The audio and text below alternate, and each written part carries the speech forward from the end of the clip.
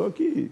Presidente, eu queria introduzir outro tema importante, que é o de ataques à democracia, que tem se tornado cada vez mais importante depois do 8 de janeiro. Claro. O senhor foi apoiador da gestão do presidente Jair Bolsonaro, inclusive apoiador da candidatura dele à reeleição.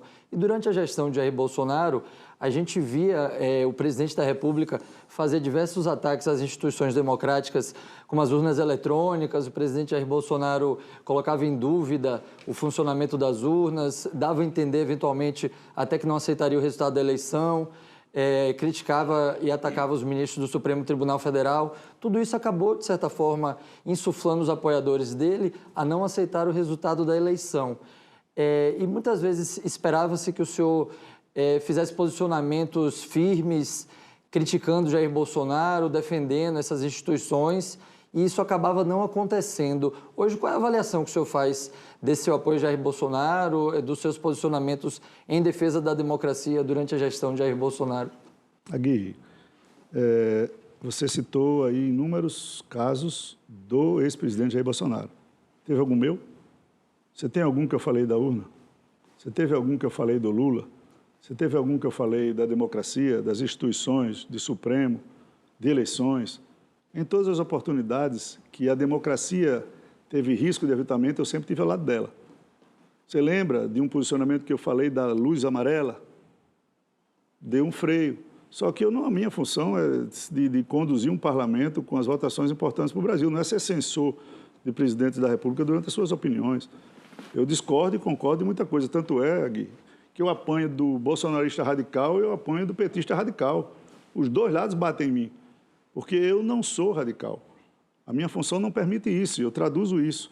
Eu tive votos do PT ao PL na minha reeleição da Câmara. Então, eu sempre tive zelo. Eu esperava que você, inclusive, me perguntasse, não, o senhor teve 100 e tantos pedidos de impeachment, era para ter promovido o impeachment. O que é que o impeachment causa? Quais são as condições que o impeachment requer? Eu nunca enxerguei condições necessárias, Aguirre, para instalar um pedido de impeachment. Mas em relação à decisão do TSE que o tornou inelegível, qual a sua... A decisão judicial eu não comento, velho. Você viu falar alguma coisa? Eu não comento decisão judicial. Eu as acato. Eu trabalho com a presidência da Câmara nos estritos limites da minha jurisdição, da minha autonomia. Eu não faço qualquer crítica e qualquer entrever o público com o Poder Judiciário nem com o Poder Executivo, seja o presidente Bolsonaro, seja o presidente Lula.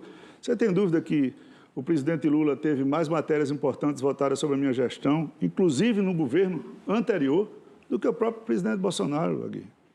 Então, eu não trabalho fulanizando. Eu trabalho que a função de presidente da Câmara é um cargo da mais alta importância para o Brasil, é um facilitador de matérias de Estado. A que o senhor atribui o fato de que este governo teve mais matérias relevantes aprovadas sob a sua gestão do que do Bolsonaro? O que foi que houve? Você tem que ter uma ideia do seguinte, no ano de 22, o orçamento da União acabou em outubro.